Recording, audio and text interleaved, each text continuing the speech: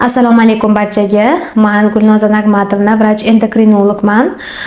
Bugun sizlarga temir tanqisli anemiya haqida ma'lumot bermoqchiman.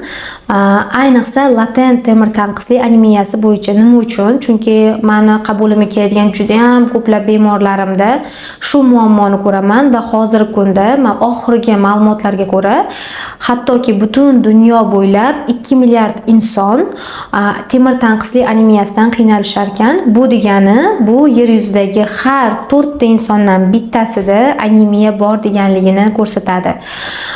Va shuning uchun sizlarga bu temir tanqisli anemiyasi, latent anemiya haqida bugun sizlarga ma'lumot berib o'tmoqchiman.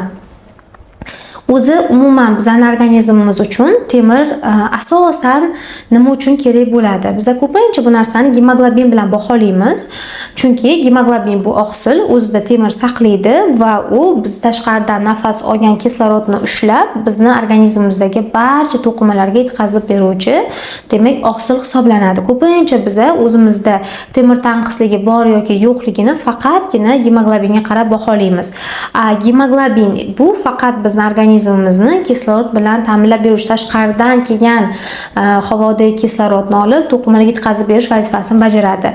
Lekin bizning organizmimizda temir undan tashqari yuzlab har xil jarayonlarda ishtirok etadi. Ya'ni organizmda shu mitoxondriyalarning ishlashi, bizning organizmimizdagi har bitta jarayonda temir ishtirok etadi va uning miqdorining kamligi shu jarayonlarning noto'g'ri bo'lishiga, shu jarayonlarning oxirigacha yetmasdan yoki aktiv sintezini yaxshi bo'lmasligiga, organizmda energiya yetishmovchiligiga sabab bo'ladi. Ko'pchilik patsientlarim keladida, misol uchun menga aytishadi, analiz topshirdim, mana qarang, gemoglobin 125, 128, lekin menda har doim holsizlik, charchoq. Bu nimadan bo'lishi mumkin? Gemoglobinimni tekshirtirsam, gemoglobinim yuqori, demak bundan emas deyshadi. Keyin men ularga tushuntiraman, siz ferritin topshirganmisiz desam, ko'pchilik bemorlar hatto ferritinni bilishmaydi. Ferritin organizmda temir tanqislik bor yoki yo'qligini faqatgina afsuski umumiy qon tahlili orqali bilib bo'lmaydi. Albatta, ferritin tahlilini ham ko'rishimiz shart bo'ladi. Ferritin o'zi nima? Ferritin bu bizning organizmimizdagi temir ombori desak ham bo'ladi. Organizmimizdagi temir zaxirasi hisoblanadi. Buni oddiy tilda men har doim patsientlarga tushuntiraman. Misol uchun gemoglobin deyman, bu sizning kundalik ehtiyojingizga ishlatadigan xarajatlaringiz deyman. Ferritin esa deyman, yo bankdagi yoki saqlab qo'ygan zaxira pulingiz hisoblanadi. Qachon bu yoqdagi xarajatlaringiz, bu yoqdagi misol uchun pulingiz kamaysa, zaxiradagini olib ishlatasiz deyman. Xuddi organizmda ham shunaqa. Gemoglobin qachon pasayishni boshlasa, zaxiradagi ferritin kelib gemoglobin to'ldirib berishga ishtirok etadi. Va mana shu imенно shu haqida 2015-yilda jurnallarda maqola keltirilgan. Ya'ni agar organizmda ferritin darajasi 30 dan past bo'ladigan bo'lsa, gemoglobin normada bo'ladigan bo'lsa ham, bunday bemorlarda har doim holsizlik, charchoq, uyquchanlik, energiya yetishmovchiligi, tirnoqlar sinuvchanligi, sochlar to'kiluvchanligi doim kuzatilishi aniqlangan va har doim anemiyani aniqlash uchun umumiy qon tahliliga qo'shimcha, demak, ferritin tekshiruvi tavsiya qilingan. Xo'p, organizmida aytaylik gemoglobin normada, lekin ferritin past bo'lib turibdi. Ya'ni zaxiradagi temirimiz miqdori juda ham kam. Bemorda qanday shikoyatlar kuzatiladi? Ko'pchilikda eng ko'p uchraydigan narsa bu doimiy holsizlik va charchoq, energiya yetishmovchiligi bo'ladi. Chunki bunga asosiy sabab boya aytganimizdek, demak, temir bu bizning har bitta hujayramizda mitoxondriyalarning ishlashi uchun, energiya ishlab chiqarilishi uchun kerak bo'ladigan element hisoblanadi. Uning yetishmovchiligi natijasida, demak, hujayralar kerakli miqdorda energiya bilan ta'minlana olmaydi va organizm har doim surunkali charchoqda bo'ladi. Keyingi eng ko'p uchraydigan shikoyatlardan biri bu soch to'kilishi.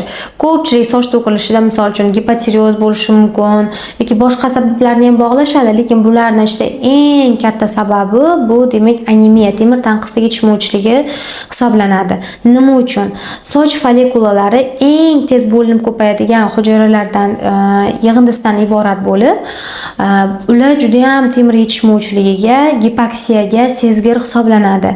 Agar bu yerda gipoksiya, kislorod yetishmovchiligi bo'ladigan bo'lsa, demak ko'p miqdorda soch to'kilishi va tez tiklanmaslik holati kuzatiladi.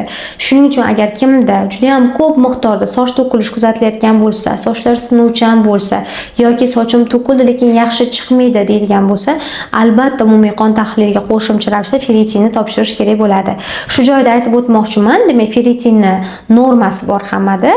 Ayollarda qancha, erkaklarda qanaqa bo'lishligini aytib o'taman. Ayollarda ferritin normasi 60 dan 100 gacha bo'lgani bu eng yaxshi ko'rsatkich hisoblanadi. Erkaklarda esa bu ko'rsatkich 100-150 ni tashkil qilish kerak bo'ladi. Agar ayollarda 60 dan past, agar erkaklarda minimum 80 lardan past bo'ladigan bo'lsa, demak ularda latent temir tanqislik anemiyasi borligini ko'rsatadi. Va yana eng ko'p uchraydigan shikoyatlardan biri bu bemorlarda tirnoqlar sinuvchanligi. Kimdadir tirnoqlarga e'tibor qiladigan bo'lsak, oq dog'larni ko'ramiz yoki qoshiqsimon tirnoqlarni ko'rishimiz mumkin yoki tirnoqlar ustida uzun-uzun chiziqlarni ko'rishimiz mumkin va bularning barchasi temir tanqislik yetishmovchiligini ko'rsatadi. Yaqinda o'zimni ham qabulimda bitta bemor bo'ldi. Adashmasam 12 yosh bola, onasi olib keldi. Shu tirnoqlarini ko'rsak, tirnoqlar shunaqa egri-bugri, umuman silliq, shakllanmagan, sinuvchan. Onasi aytadi, yaxshi o'smaydi tirnoqlari, sinib ketaveradi. O'sha ferritinni tekshirsak, ferritini adashmasam 7 yoki 8 juda ham past ko'rsatkichda chiqqan va o'sha bolada ham gemoglobin darajasi unaqa tushib ketmagan. Gemoglobin 118-120 ko'rsatkichda edi. Biz agar shu joyda gemoglobinga asoslanib qoladigan bo'lsak, agar anemiyani baholashda juda ham katta xato qilamiz, chunki 118-120 ko'pchilik bu hech qanaqa demak past ko'rsatkich emas va sandagi tirnoq sinuvchanligi yoki sandagi tirnoqdagi o'zgarishlarga aloqasi yo'q deyishi mumkin. Shuning uchun har doim ferritin tekshiruvi bilan baholashimiz shart bo'ladi. Keyingi ko'p uchraydigan shikoyatlardan biri esa bu demak bosh aylanishi. Har doim o'sha latent temir tanqis anemiyasi bor bemorlarda bosh aylanishlar kuzatiladi. Nima uchun bunaqa holat kuzatiladi? Ko'pincha bunday bemorlarda qon bosimi tushishga moyilligi yuqori bo'ladi. Natijada ularda har doim bosh aylanishlari bo'ladi va ko'pchiligi yana aytishadiki, to'yib nafas ola olmayman, havo yetishmaslik hissi bor deyishadi. Unday patsientlar ham bizda juda ham ko'p bo'ladi. Chuqur nafas olaman, to'ymayman havoga deyishadi. Xuddi shunaqa umumiy qon tahlilini ko'ramiz, gemoglobin 120, lekin ferritinni ko'rsak, ferritin yoki 5, 6, 10 dan oshmaydi.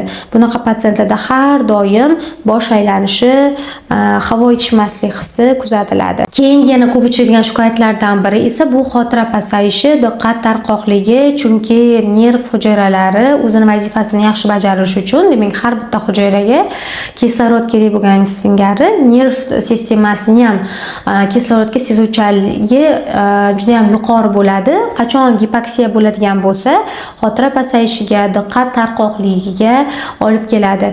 Buni ko'pincha men bolalar misolida ko'raman. Onalari menga qabulga olib kelishganda aytishadi, xotirasi past, bir ish buyursam nimaga ketganini bilmaydi yoki bir nima o'qisa she'r yodlata olmayman yoki tez esdan chiqib ketib qoladi deb shikoyat bilan kelishadi. Asosan bolalarda ko'p uchraydi bu shikoyat. Tekshirgan paytimizda ularda ham ko'pchiligida, aksariyatida ferritin pastligi aniqlanadi. Endi kimlar xavf guruhiga kiradi? Ya'ni o'sha temir tanqis anemiyaga, latent anemiyaga moyil insonlar hisoblanadi. Bu birinchi navbatda hayz ko'ruvchi ayol qizlar. Chunki har oy ularda ma'lum bir miqdorda qon yo'qotish bo'ladi. Organizm o'zini tiklashga ulgurmasdan, demak keyingi hayz keladi va yana organizm temir yo'qotishiga sabab bo'ladi. Keyingisi esa bu homiladorlar va emizikli ayollar. Chunki homiladorlik paytida organizm 2 baravar temir sarfi yuzaga keladi. Natijada organizmda gemoglobin va ferritin pasayishiga sabab bo'ladi. Har doim birdan gemoglobin pasaymasligi mumkin, lekin ferritin pasayishiga sabab bo'ladi. Va keyingi guruh esa bu vegetarianlar hisoblanadi, ya'ni go'sht mahsulotlaridan o'zini cheklab, o'simliklar iste'mol qiladigan, ko'pincha go'sht mahsulotlarini umuman iste'mol qilmaydiganlar hisoblanadi. Bu narsani ham aytib o'tmoqchiman. Bizda ko'pincha mana gemoglobinni ko'tarish kerak desak, patsientlar lavlagi yoki novot yoki shunga o'xshagan qanaqadir o'simlik sharbatlarini, meva sharbatlarini aytishadi. O'simliklardagi temir bizning organizmimiz tomonidan 10-15% so'riladi. Hayvon mahsulotlari, hayvon mahsulotlaridagi temir esa bizning organizmimiz uchun 15-35% gacha so'riladi. Ya'ni bizning organizmimizda hayvon mahsulotlaridan olingan temir qiymatli hisoblanadi.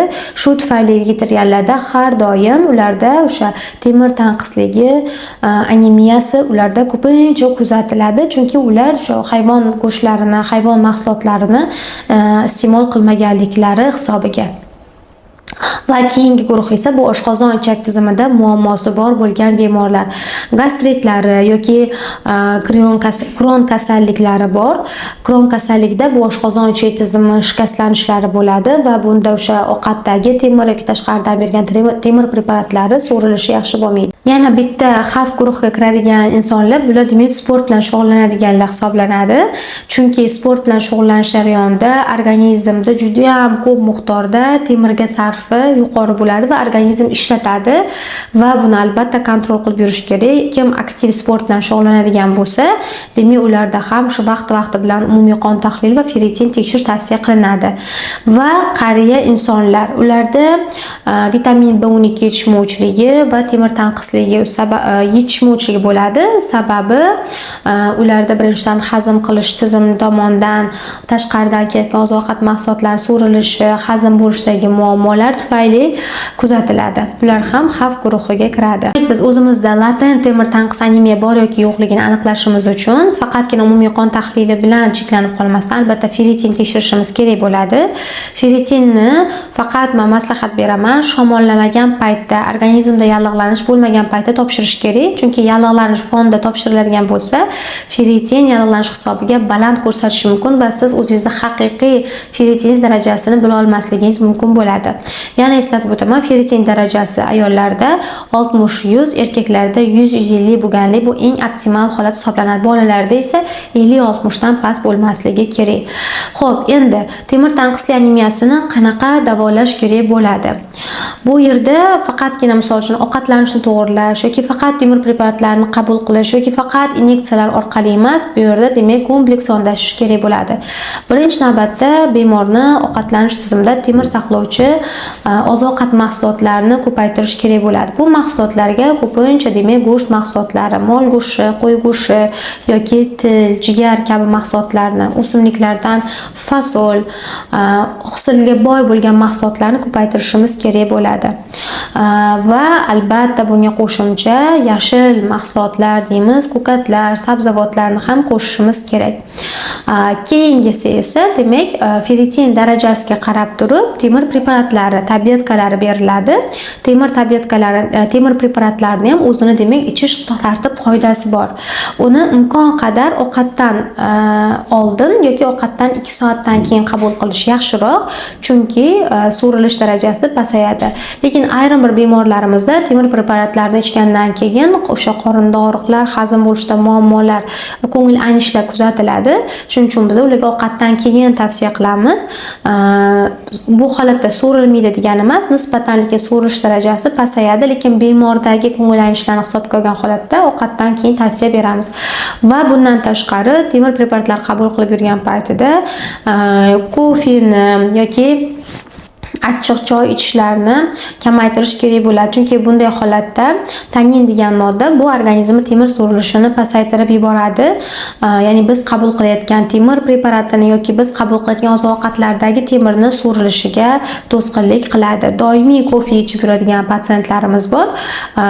Shunday patsientlarimiz har doim anemiyaga lecheniya qilayotgan payti bir kunda bir marta qahva kofe ichasiz, bundan ko'paytirib yubormaysiz deb tavsiya beramiz.